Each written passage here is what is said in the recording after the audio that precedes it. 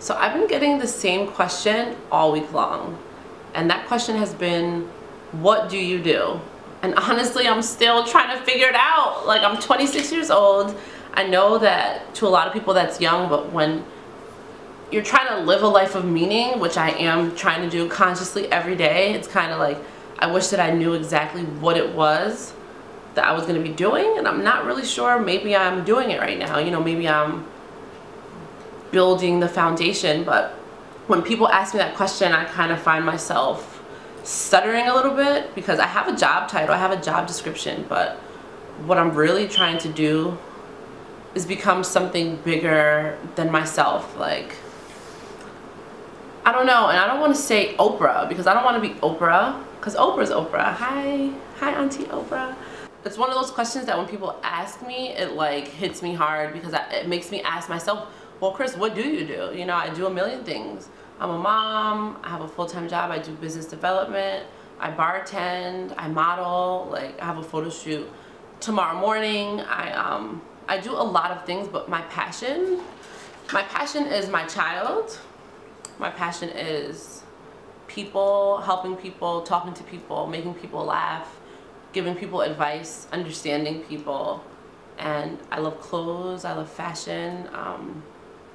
So I'm currently in a place where I'm trying to figure out what can I do, and what industry should I go into that's going to intersect all of those things so that I can get paid for doing it. I mean, to the point where, you know, when they say if you're doing something you love, you don't care about how much you're getting paid. I want to be in that place. I want to be in a place where it'll be awesome if I make tons of money, but really I want to be totally happy waking up and going to work every single day knowing that I'm doing what I love and I'm building upon something that I can leave behind to my son. So when people ask me, what do you do, or what is your 5-year plan, or what is this, I'm just really someone who I follow my heart, and it's not the easiest way to live. Like, it's not, and it's not even something that I'm choosing. I'm not choosing, this is who and how I am, you know, and I'm just choosing to be true to myself. But that shit is scary. It's like, I know that there's a safe route, and especially when you're a parent, you tend to want to play it safe, because you want to provide a steady lifestyle for your child. You don't want to risk everything and then risk the chance of failing, and then now you and your kid don't have anywhere to live, you know. And even though I don't think that in my case it'll be that extreme, only because, you know, I have a family and I have a really good support system, and I don't think me and Justin will ever be looking for a roof over our heads. But you don't, you know, at the end of the day, you don't know, and as a parent you don't rely on anyone else but yourself. So that's like one of the factors that I had to get over. It's when you have a calling, like when you close your eyes at night and you know, like, you're working somewhere and you're not supposed to be there. For me and how I am, it's not an easy thing. I want to feel like I'm following my heart at all times, and for years and years and years I worked at jobs. I was a store manager at Hollister. Hated it. Everything that I've done and I'm doing, it has been a good experience, and I know that when I get to the level that I'm destined to be at, I'm gonna look back like on some Slumdog Millionaire, and I'm gonna feel like, okay, now I see why I took all those jobs, and now I see all those experiences adding up. But at the time, it was just crazy. I worked at a group home. I used to work full-time. I always had 2 jobs. I don't know. I just always worked 2 jobs no matter what.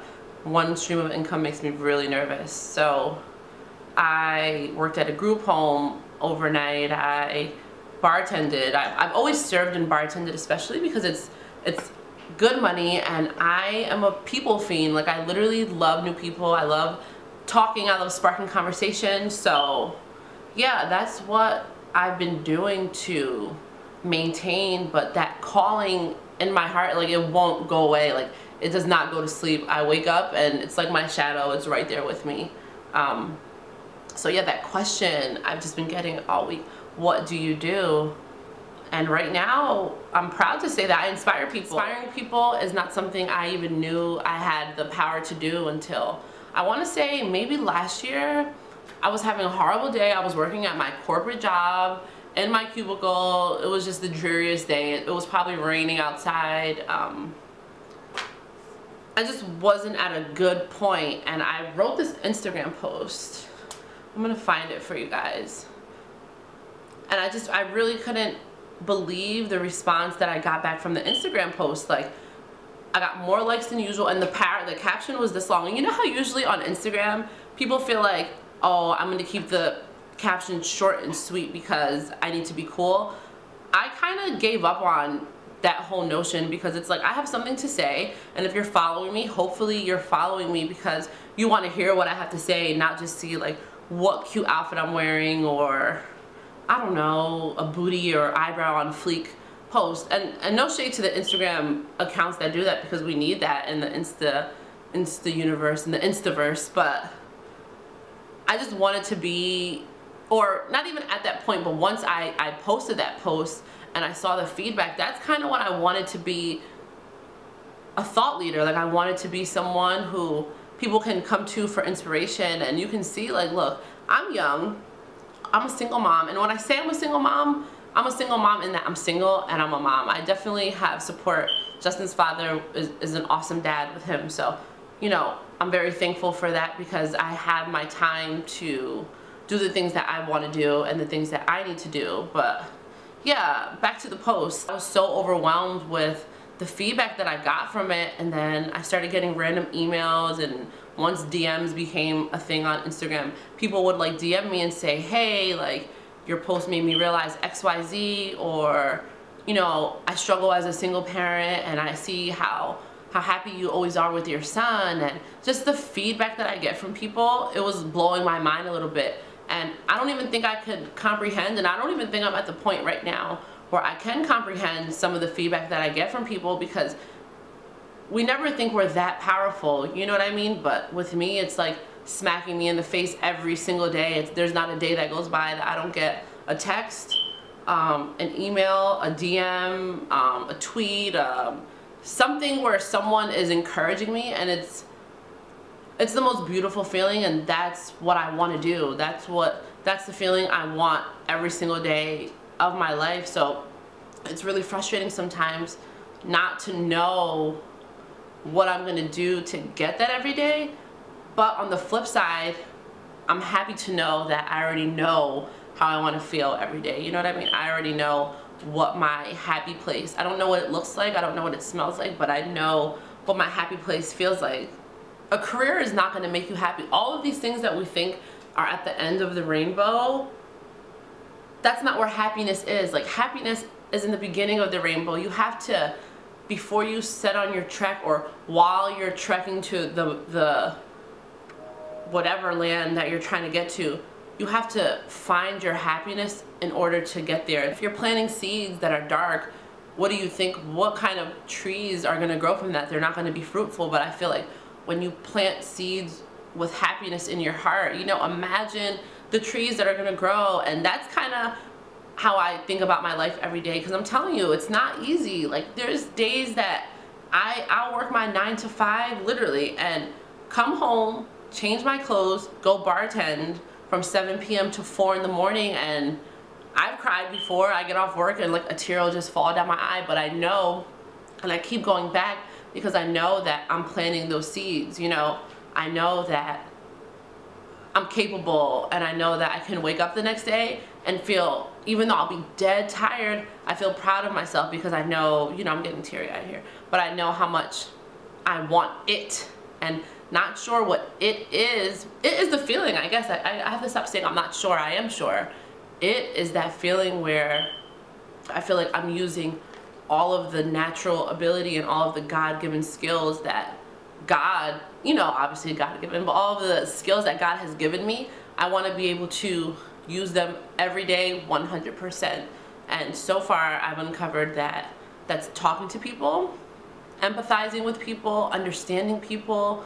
God just gave me this gift with people. And my stepdad always said that, he said that I have moxie, like, and I never understood what he was talking about, but I'm starting to realize it. Like, it's this X factor that I can't explain, and I don't even feel like I need to understand what it is, but I know that I have it, and I feel like I can't waste it. You know what I mean? I can't waste this power that God has given me. So I really try to encourage young people, old people, you know, men, women, as much as possible, that be happy. Like, if you decide that you're happy, it can change your whole life. Every single day you wake up, like, I'm having a good day. Today's gonna be the best day ever. There's many days that I've woken up and I just was not feeling it, you know, not in the mood and just tired, or whatever's going on in my personal life. But as soon as I get out of that bed, or before I even get out the bed, I tell myself today's gonna be a good day. You know, I think about the things that I'm looking forward to from that day, and I make sure that every day there's something that I have to look forward to, and it's just helped me out a ton. And it's not about being phony, and it's not about being fake. It's just about taking control over your happiness. A lot of times when I'm writing my post, I'm talking to you guys, but I'm really talking to myself as well. Like, those are pep talks that I'm giving to myself, like, hey, don't worry about XYZ, keep your goal in mind, and keep it moving. Some people, you know, I have to say, I have more supporters than I don't, but there are people who will throw in slick little comments like, oh, here comes Miss Sun, like, just trying to be sarcastic. And it doesn't bother me, honestly. Like, oh, so you're gonna talk down on me for being a positive person? Cool. Like, that says a lot about you, bro. I see myself creating a lifestyle brand, and I'm educating myself as I go, because like I said, I didn't come into this thinking of ways that I can make money and thinking of how can I make myself, you know, this business and this entity. But now that I'm in it, I'm just like, I think, or I know that I have a lot to offer, you know, from parenting to, I love clothes. Like, I love going into a store, picking something out and making it look like it just dropped out of the Vogue. And not saying that I look like I dropped out of Vogue, but you know what I mean? Making it work.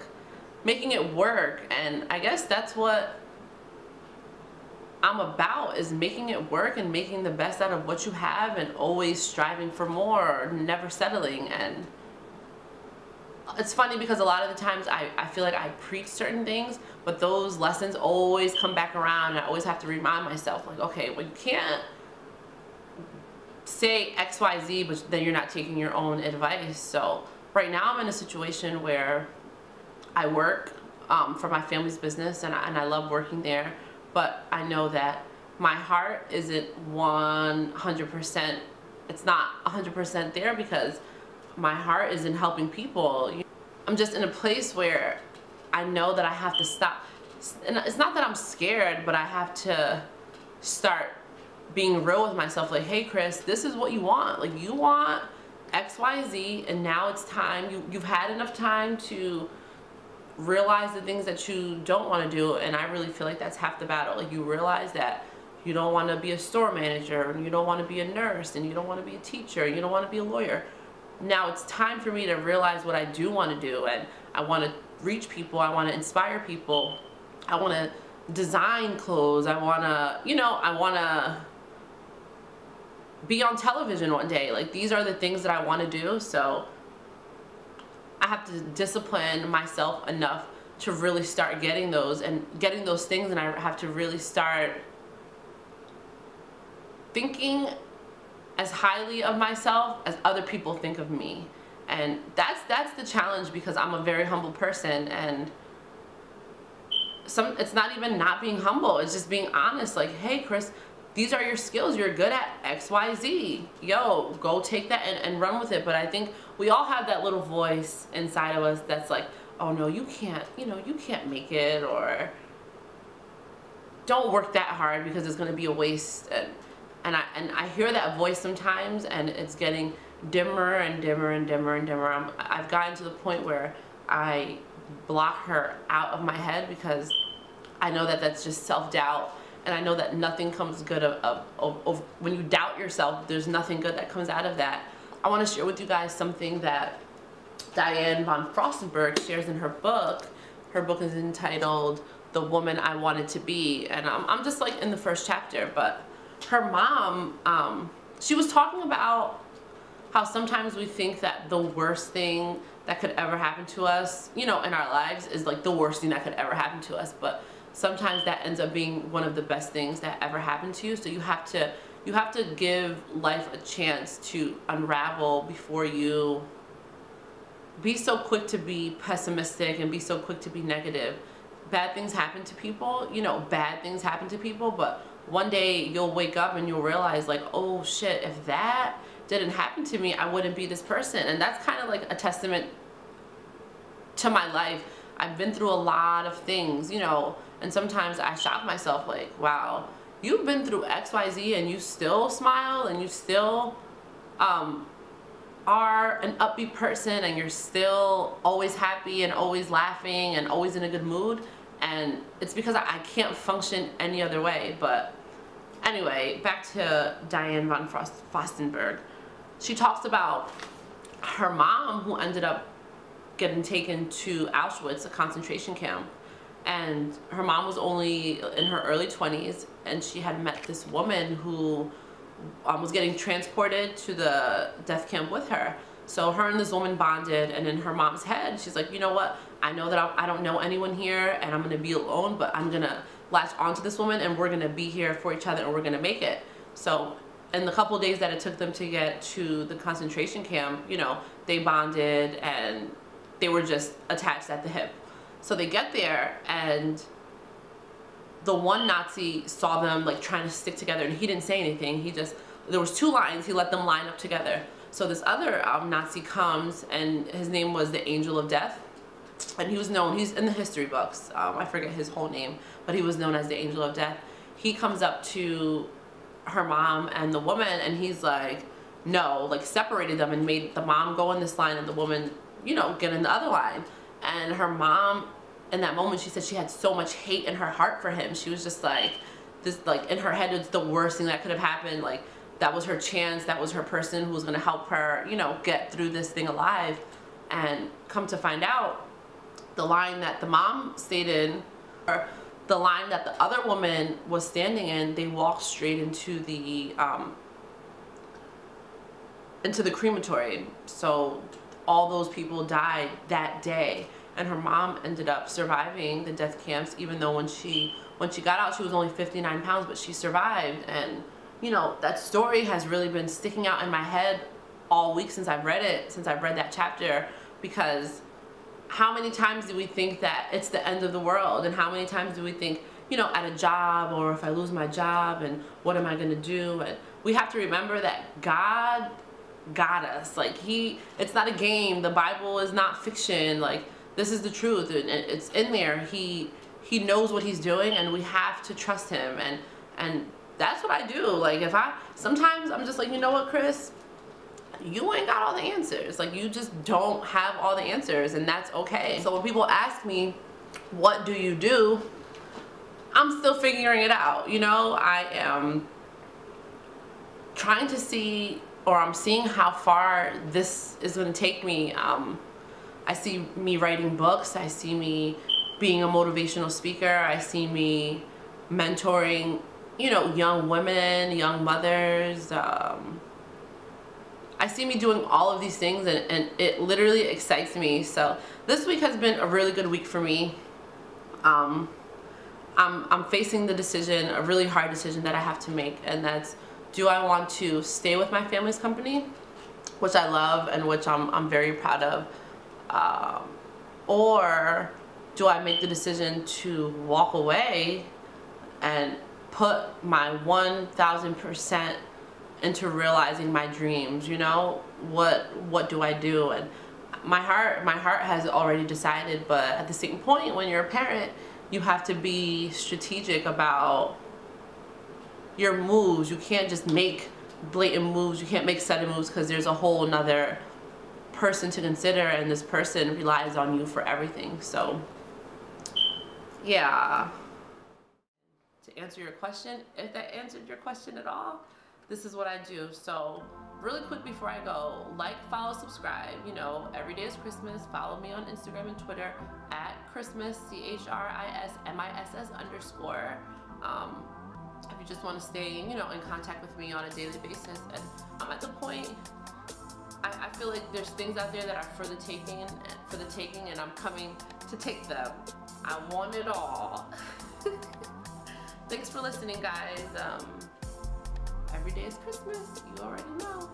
See you guys next week. Bye.